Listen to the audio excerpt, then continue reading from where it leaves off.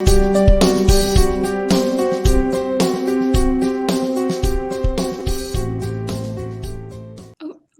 good afternoon, everyone, and welcome to today's panel discussion on FRAML, where we'll be looking at the trends surrounding the convergence of fraud and money laundering. My name is Sara, and I will be moderating the event today.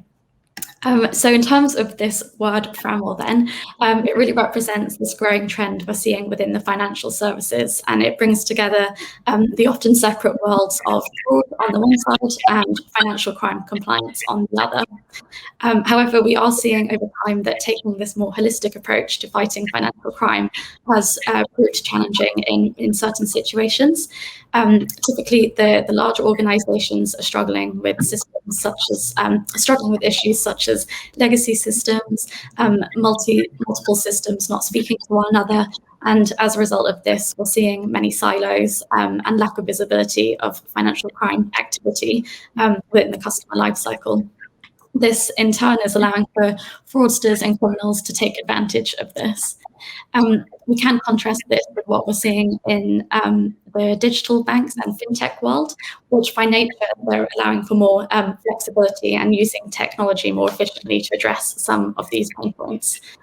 So before we get stuck into the discussion, I'd first like to introduce our panelists. So first we have Eric Wan, who is the head of financial crime controls at Moxbank. Eric has been working in compliance for more than 10 years in various country level and regional roles at banks. And at Moxbank, he has been applying technology in a unique and innovative way to fight financial crime. We're keen to understand your approach there, Eric. Welcome. Next, we have Adam McLaughlin, who is the head of AML, product strategy and marketing at Actimize. Adam has worked in the banking industry and prior to that spent nearly 10 years as a police detective in the UK, including 3 years managing a financial crime investigations team in London. So having both the public and private sector perspective into financial crime does give Adam a unique view in how criminals operate. So welcome, Adam. And finally, we have Brad Maclean, who is the co-founder of Regulation Asia. Previously to this, he spent some time at SunGard Financial Systems, and he headed up the strategic business planning and product development across Asia, Africa, Latin America, and the Middle East. So he has wide jurisdictional knowledge and coverage, and he now serves as the CEO and head of research at Regulation Asia. So to get the conversation started then, I think we'll open the discussion with the panelists' opinion on the convergence of AML and fraud. So starting with you, Adam, from your perspective, do you see a convergence between fraud and money laundering in terms of how criminals are operating? And if so, what do you believe is driving this? Sure.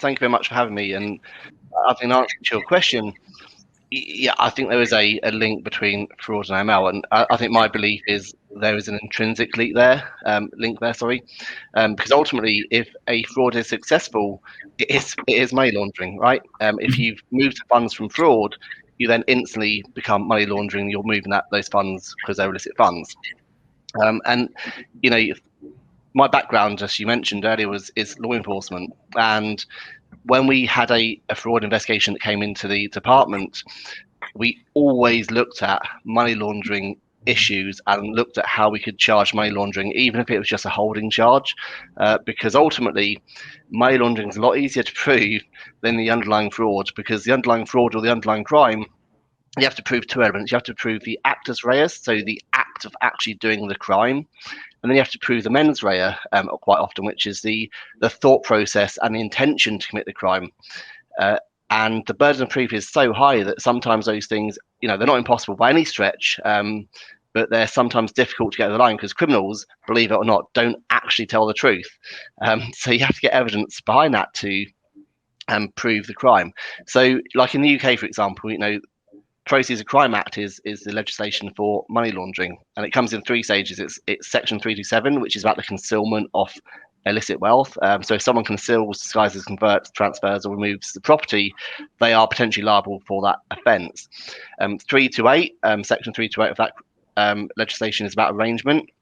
So if a suspect engages in arrangements which he knows or suspects facilitates the acquisition, retention, use, or control of criminal property on behalf of another, they're liable for the crime. So ultimately, anyone, if you believe or suspect this money is a bit dodgy, and this goes to the mule thing, then you can charge them under that.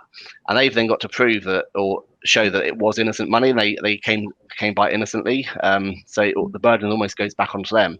The last bit is the 329. So it's the acquisition, use, and possession of criminal property. So if there's property and it's criminal and it's proven to be criminal, and you possess it, you're using it, or you've got it into your possession, there's an offence there. So, you look at that compared to the fraud offences, it's a lot easier to prove money laundering than it is fraud. So you generally get holding charges. But then you look at who's committing these crimes. Often you'll get some opportunists who look to commit some fraud. Absolutely, it does happen. It is happening. But you also look at outwardly, mostly it's OCGs, organised crime groups, who are committing this crime. And they're doing it in context of everything else. So, the human trafficking, drug trafficking, fraud, that they're doing things across the board in order to further their illicit empires and generate wealth. So it's all interlinked, it's all intertwined. So, ultimately, organised crime groups are doing this, and that's why we need to do better and start converging, because they all do the same thing. They do fraud, they do money laundering, they do the whole shebang. And what's driving this? The other question, and then I'll sort of move on. It's all about risk management. The siloed approaches that you mentioned don't work, and we have to move away from those siloed approaches. Why don't it work? Well, I think the stats prove it. So back in 2011, the United Nations Office on Drugs and Crime released a report about how much financial crime was worth globally. They estimated about 2 to 5% of global GDP was illicitly generated wealth. At the time, that was equivalent to roughly around about $2 trillion per annum. There was an assessment done by an organisation called Financial Crime News, I think early last year, and they've looked at the assessments, they've looked at the trends, and they've made their own assessment, which is nearly 10 years on, and financial crime has ballooned quite simply. So they're now estimating that financial crime could be worth nearly $6 trillion per annum, which is about 6.7% of global GDP. And this is a mix of fraud, counterfeiting, trafficking, all the stuff you know about. So this is everything combined, but $6 trillion, and we identify roughly globally about 1% of this and recover even less. So clearly what we're doing isn't working. We don't have the visibility of all the customers' activity. We don't have visibility of the customers' networks and profiles. So if we don't have visibility and it's all isolated and siloed, how can we even start to think about looking at the data and looking at how they're committing the crimes and actually who's committing the crimes? Criminals are smart. They know we're segmented. They know we're siloed, and they take advantage of this ultimately. So they're constantly testing and prodding us and looking at our controls to see what gets through, what doesn't. And they spread it, like I said at the beginning, they spread activity across fraud, across money laundering. They spread it across different accounts, different branches. They're smart. They know we often operate in isolation, and they take advantage of it. So, long answer for you, but that's my view. Thanks, Adam. And Eric, you're based in Hong Kong. So what are you seeing over there? Are there particular trends or typologies that you're seeing in relation to fraud and AML? Sure. So I'm from VB right now. I'm from Moss Bank. So maybe I can describe the virtual banking landscape in Hong Kong to the audience who are not from Hong Kong. In Hong Kong, there are 8 virtual bank right now. All of them have been launched since last year, so it is quite new to the market. And then because of this fresh virtual bank service to the Hong Kong, we have attract a lot of media attentions and also the public attentions to open the accounts in the virtual bank in Hong Kong, but also including the syndicates or the money mirror. So one of the key trends that we have recently identified in the virtual banking is the illegal gambling and online bookmaking.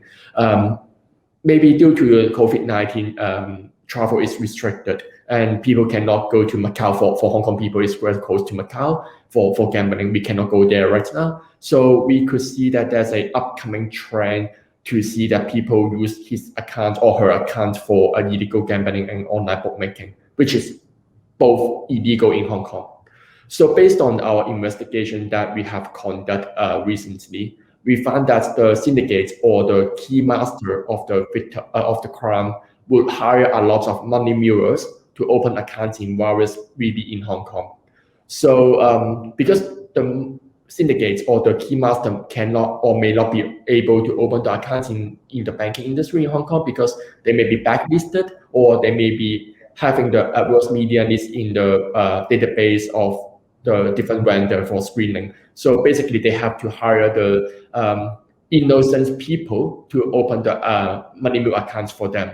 So we could see that this money mirror will receive the gambling bets from multiple counterparties, which is one of the red flag, and then immediately transfer to another third parties once they receive. So basically it's like a temporary fund and involving a lot of different counterparties, which is incommensurate with their background. So this money mirror may or may not know whether their account were used for this illegal gambling or online bookmaking purpose. It's likely that they just gain some incentive or some money from the syndicates, and then they sell the accounts for this purpose. So during the onboarding stage, it is not easy for us to stop this money mirror to open the accounts because their background appear to be clean. We could not identify whether they are connected with those syndicates. But then during the investigation, when we have the transactions, we could definitely see the red flag from 4 perspectives. One is the transaction patterns. Just like I mentioned, they will just transfer the fund immediately out from the account when received. At the same time, you can see that the account will involve so many different counterparties, and then the amount would be small and frequent, basically maybe 300, few hundreds, or 1,000. It's like a bet. And then because they are doing the gambling, so they are not just receiving the bets, they will also sending back the gain or the remaining fund to the gambler. So we can always see the return transactions as well from the transaction analysis. So this is the red flag we can see from the transaction pattern. And then from the counterparty transactions perspective, we could see that different money mirror may transfer to a few common counterparty who we believe may be the syndicates. So we could take it out and try to see the transaction relationship with the other customer that we cannot see from the transaction monitoring system. The third one, we could see some red flag from the customer profile. We have seen that actually they may use some similar pattern in the email address. So they will highlight some gambling websites in their email address or some kind of account number in their email address, which is not related to their name, not related to their phone number, not related to their background. So it is like a pattern starting from like a English character with 5 to 8 numerical characters in the email address, or they will highlight the name of the online gambling websites. So this is also the red flag we can see. And the last but not least, of course, the digital footprints. We could see that the device ID or the IP address or IP location can also tell us whether they are the money mirror or they're the syndicate or they're the normal customer. One of the key highlights is that if the customer opened the account on day 1 and then they immediately change the device after they get the account opened, and then they change the personal particular like phone number, password, or the email address, it's definitely he or she has already sold their accounts to the third party, and then the third party immediately change everything so that they can control the accounts. So this is something that we can see from this perspective when we do the investigations. So definitely illegal gambling online bookmaking is the key trend right now in Hong Kong. Thanks, Eric. That was very detailed and very helpful. Thank you. And Brad, we've seen obviously some trends that are emerging in Hong Kong, and we've also seen the UK perspective and the legislation there. Do you have anything to add in terms of how criminals are operating and this convergence of fraud and money laundering? It's a really good question. I mean, yet again, I would always ask the question about this convergence. I think that there's, as Adam highlighted, right, there's always been an intrinsic relationship between fraud and money learning anyway. So this isn't realistically anything new, but it is definitely becoming more and more prevalent. We're doing some research actually on this topic at the moment. It was interesting to see that even in that process, we had some researchers in our team returning from Australia to China, and you know the concept of even they knew how to sell their bank accounts and things like that. I mean, in terms of the prevalence, it's quite amazing how much it's out there. It's interesting to see how different countries are taking different approaches. Historically, you know, institutions have seen fraud from a very personal level, right? It's mums and dads. It's not necessarily organized. We are seeing obviously more organization, more sophistication. In our last panel, they were talking about fraud as a service, right? It's getting incredibly sophisticated in what they're doing. In the UK, we're also seeing the discussion rising from fraud and FRAML to also looking at it from a national security issue, the relationship between fraud, organized crime, and even terrorism financing. It might not be necessarily funding, you know, terrorist events, but it's definitely a lifestyle financing for them along the way. So it's interesting how this is becoming a priority. Thanks, Brad. I think we touched upon in the discussion there this issue of legacy systems and systems not speaking to one another. So Eric, going back to you then, I understand obviously you're a digital bank, and so some of these issues, such as legacy systems, may not exist. Can you talk about some of the controls then that are at place at Mox Bank, which help you detect some of the trends that you've just mentioned? Yeah, so it is a very good question. So I think I can try to share what we try to build in the very beginning, so that we can understand why we can capture these syndicate or money mule patterns. So taking transaction monitoring as an example, when we try to build our own system before we launched the bank, we were thinking how not only build a rule-based transaction monitoring model, but also building some behavioral rules in our transaction monitoring. I think it is very common for the traditional bank in Hong Kong that we will just focus on the transaction patterns or transactions informations when we do the transaction monitoring. But we try to think what else we can include into the transaction monitoring system. So we think digital footprint may be also some valuable data that we can leverage when we do the monitoring on the customers. So we also fit the reference data from our fraud system, including like IP address, IP locations in our rules, in our behavioral rules in the transaction monitoring system to detect whether they have any red flag on their transactions. So because of this, we have taken out a lot of customers who have involved in the money mule or illegal gambling or online bookmaking. I think it is just the start of our transaction monitoring system. So we are going to deploy some proof of concept through the machine learning to detect some additional scenarios that we have not identified. Because as you know, the syndicate must have something else to circumvent your banking control. So there's always something new. So that's why we are also want to try to learn from the transactions, learn from the STL that we have filed to identify any other red flag that we have been missing in our detection scenarios. Then we want to push it into through the machine learning, push it into the transaction monitoring system to closely monitor this kind of red flag so that we can identify the true risk of the customer as well. Thanks, Eric. I think one of the key messages there was that systems and technology do play an important part in terms of internal controls, especially if they've been calibrated and tested efficiently. So with this in mind, and with what we've discussed in terms of this growing convergence of AML and fraud, Adam, do you believe systems and controls for fraud versus AML should be joined up or used in conjunction to detect bad actors? Absolutely. You know, this answer might be a bit biased given I work for a technology vendor, but you know, I would say absolutely it should be joined up. But you know, just because I work for a vendor, you know, I've sort of been on the other side of it, so I've seen that convergence. So you know, I'll explain why I think there should be a joined up approach. And you know, some of the points made by Eric were really interesting, that you know, organisations are actually doing this, and you know, even across Europe. Parts of Africa and the US are starting to wake up to this joined up approach to working. And one piece I'd like to highlight here is in the UK, there's something called the contingent reimbursement model.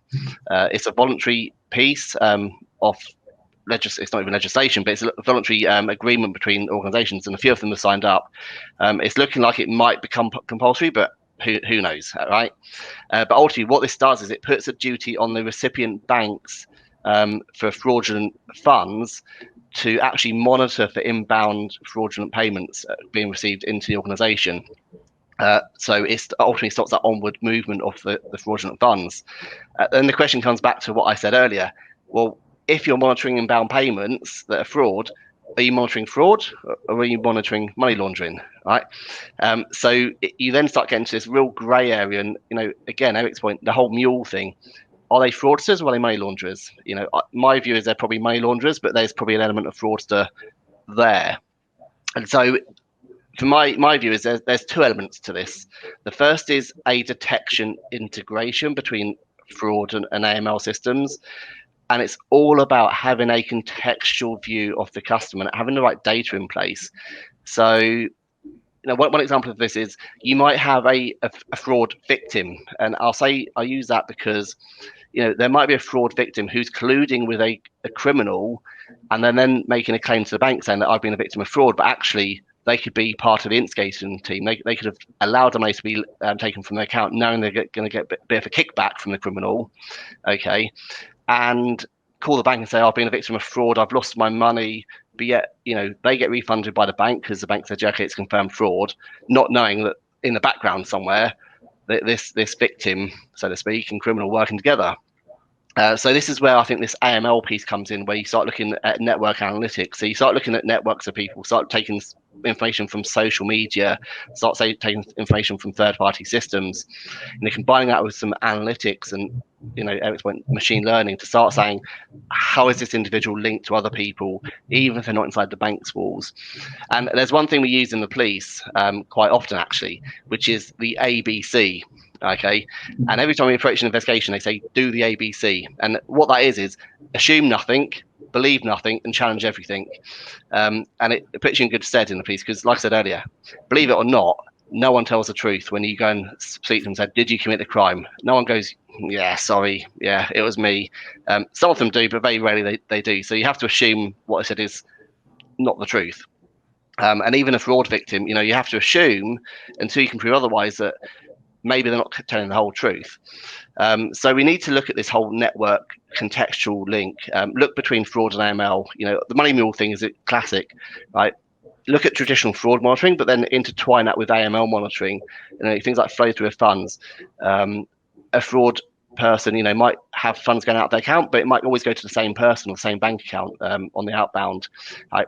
That's generally an AML typology, that sort of the burst payment, that sort of connection between person A and person B.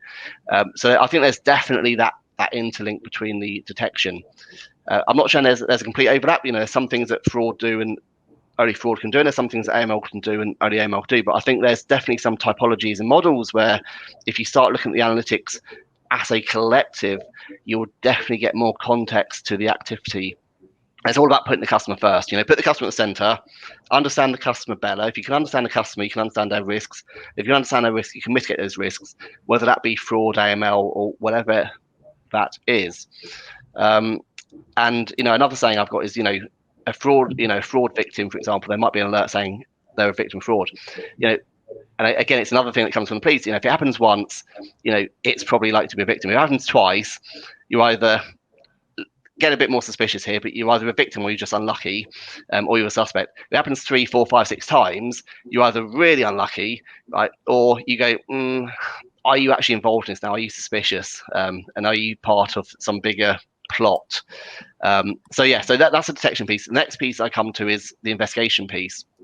It's all about having that single view, and again, customer first, everything around the customer. And this is about looking at the alerts.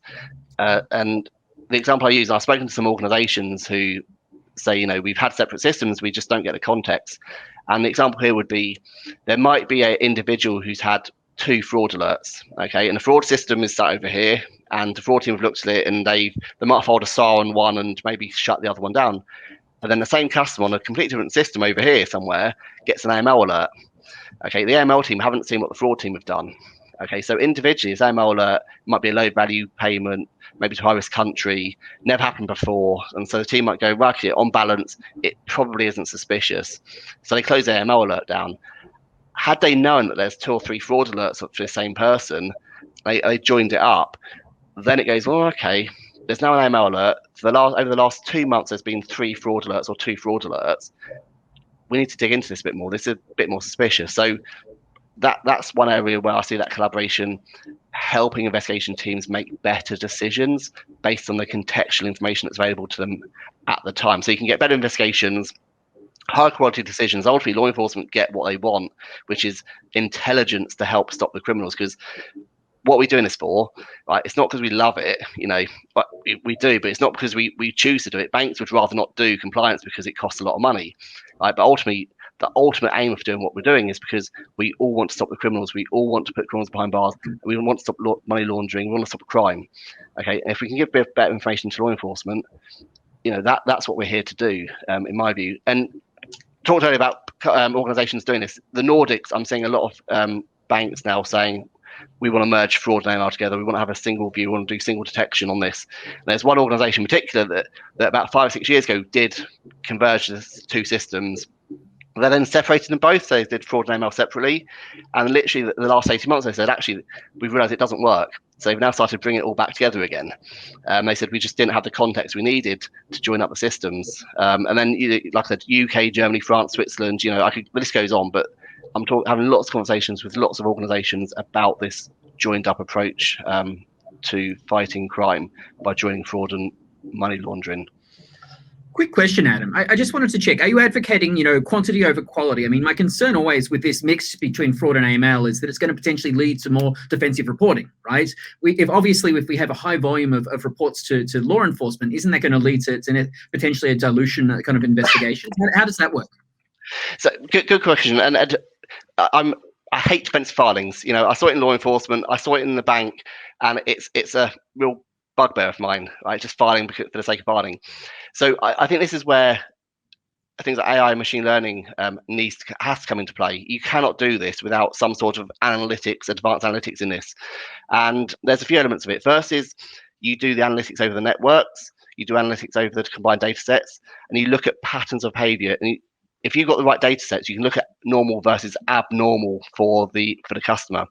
And then you can start pulling out the abnormal bits going, this doesn't look right, using analytics. The other element where technology now exists is predictive scoring. So you can predict what alerts are higher quality and higher risk alerts than others. So you can give the investigators alerts you believe are going to be filed to law enforcement rather than being false positives. And then it's also given the investigator the right data at the right time, in the right context. But also, I think Eric's point picked up on this as well, is the whole learning piece. So over time, the systems can now learn. There's now intelligence in systems that if an investigator gets an alert out and they say this alert isn't worth filing, they close it out. The system will learn that actually in future this shouldn't come out the system. But your point about defensive filing, I think there's an element of analytics that has to be done, and there has to be effective governance on the analytics to make sure that it's looking at the optimal solution, it's looking at the optimal alerts, but it also has to be feedback from law enforcement, which doesn't happen today. Okay, so SARS ultimately going to the abyss. You send a SAR in and you never see and hear from it again. You never know the outcome of it. But if we could actually start working better with law enforcement globally, and they start saying, these SARs were rubbish, these SARs were good, these SARs were average, you could improve them by doing X, Y, and Z, and you could feed that back into the system, then I think that would improve it even further than technology available today. So maybe I also want to share something. So we, as an investigator, we see the value to combine the fraud data and also the FCC data during the investigations that identify the red flag. But then in most right now, the fraud system and Tramon system are run in silos. It is not combined into one single system. But then we see the value. So I just want to also understand learn from Adam that from your background, is it maybe as a start, what kind of fraud data that we can consider to put into the Tramon system? Because in fraud world, there are a lot of different data. There are application fraud, we have car fraud, we have different kind of fraud, a different system as well to manage different fraud risks as well. So I'm just thinking maybe application fraud can go first, and then we can consider the credit card fraud, full Falcon or full Matrix, etc. And then we can just an MVP. What is the good first step to do? Any insights? Yeah, sure.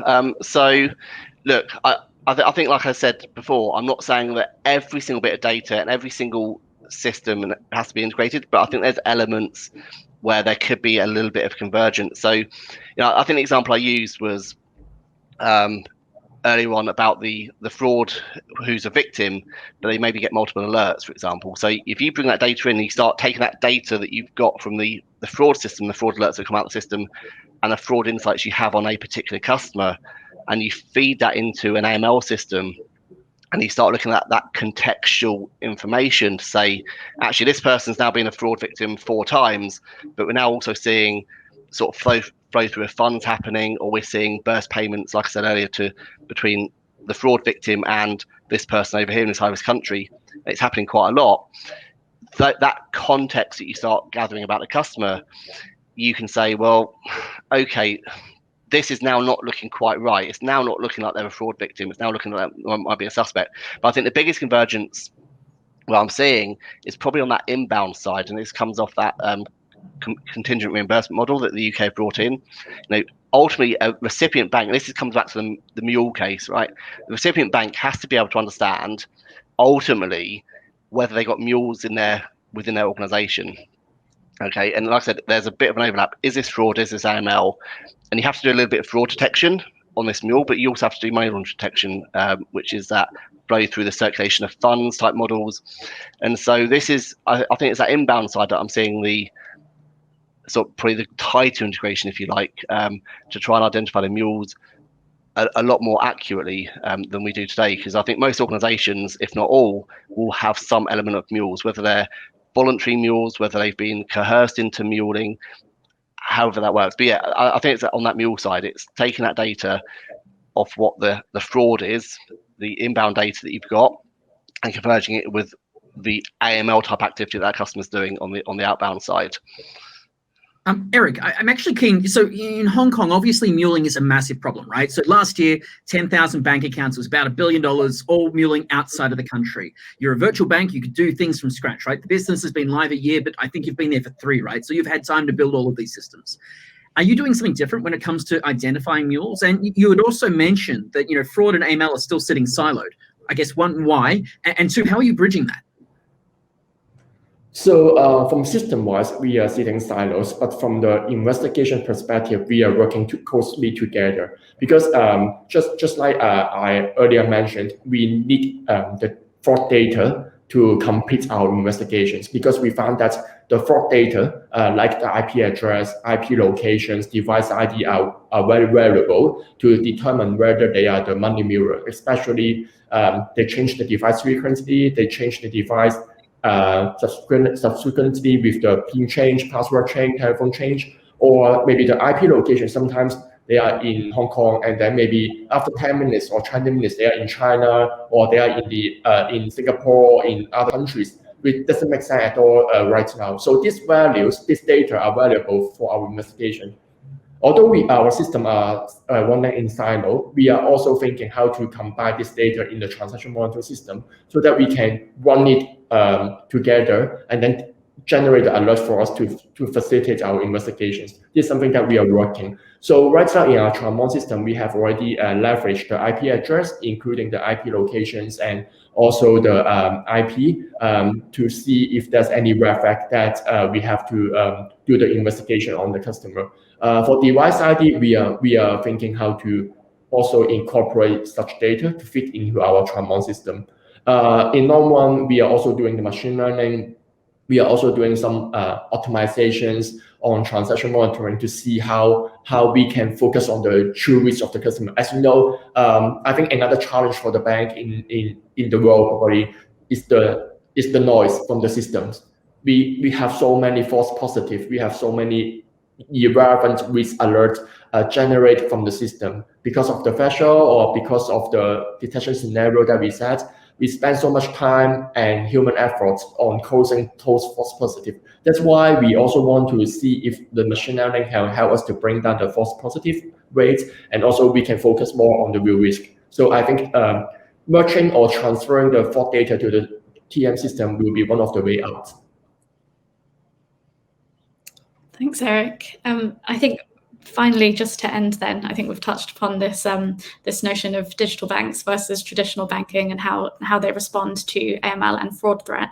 I think, Eric, you've touched upon how you're using data differently. So I think just talking a bit wider, given you've worked for both digital bank and traditional banks, can you talk a bit how the approaches differ in terms of combating AML and fraud? Maybe sure.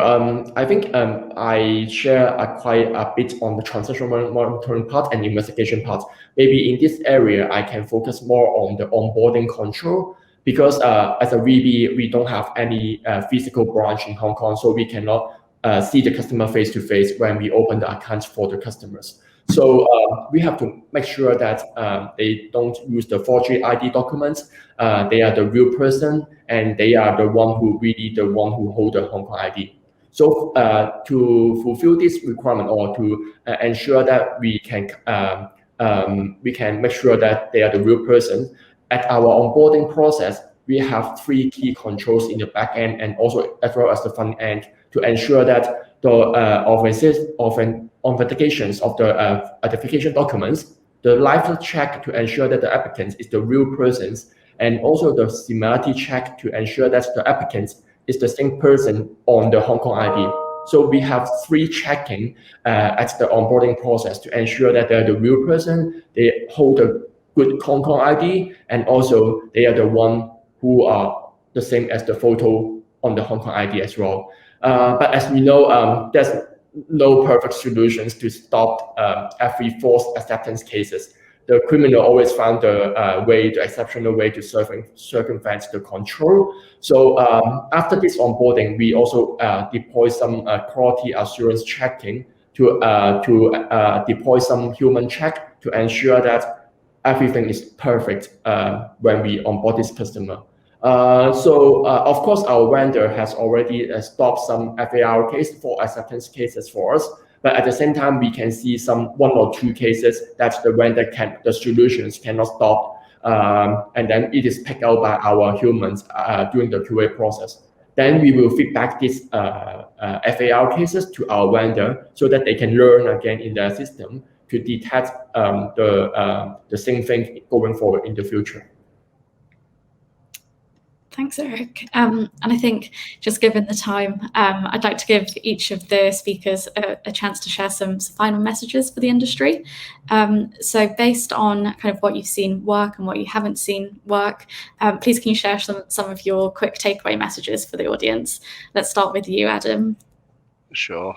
I think my takeaway message is, as an industry globally, we have to be better at fighting financial crime and fighting criminals. These affect people's lives, fraud, human trafficking, etc. And so I think because we're on the front line, it starts with us. We are the ones who ultimately provide intelligence to law enforcement that law enforcement have to act on. And I've said it repeatedly, and others on the panel said it. We have to break down those silos. Whether we start with the investigation having a unified view of the customer, whether we look at integrating detection at the front end to be better at detecting suspicious activity and the outcomes. But I just think as an industry, we just have to be better at being a bit more contextual, looking at the customer first, not focus on the transactions, but focus on the customer and the customer risk, and then all the transactions and the activity of the customer then falls out of that understanding of the customer. It is happening. We are moving in the right direction, but I just think we still have a little bit of way to go. And it's encouraging to hear what Eric's saying about they've converged fraud and ML at an investigation level, and also looking at that convergence of investigation, or detection, sorry. So yeah, I think as an industry we are moving in the right direction. I just think we have to, keep moving this direction and continue to make strides to increase our effectiveness ultimately. Thanks, Adam. And Brad, are there any key takeaways from you? To be honest, I think I've learned through this session that I might be a red flag. I mean, I live between Hong Kong, Singapore, and China, right? I change my SIM card through different phones, and I'm accessing it through different ways. So for me, I've just learned, it's that contextual view of the customer, right? And it's just really interesting to see how institutions are adapting. And it probably explains a whole lot of my friction points with my financial institutions over the last 20 years of the way I moved around. So for me, it's the contextual view of the client. Thanks, Brad. And then Eric, to end with you. So Brad, you are under our radar. So yeah, we will do the investigation on your accounts. Yeah. I'm pretty sure you already have. Sorry. So Brad highlighted a very good point that actually some customer, maybe a normal customer, to change the device quite frequent because of the business need. Of course, we will also look at different red flag. We are not just looking a single red flag and then file the case to JFRU. It is a defensive style, which is not what we are doing. So we also look into risk as a whole, just like what Adam mentioned. We will look at the holistic view from the customer perspective as a whole. So the way out is we have to merge the data. We have to consider the fraud data and AML data together, and then we should deploy the machine learning so that we can assess the risk as a whole. Thanks, Eric. And thanks all for listening. Hope you found that insightful. I'd like to thank our panelists. We've got Brad, Adam, and Eric. And next up, we will hear from Michael Skiba, who is the author of The Psychology of Fraud, Why Good People Do Bad Things. Michael will be talking about internal fraud in a fireside chat hosted by Guy Shepherd from Swift. Thanks all.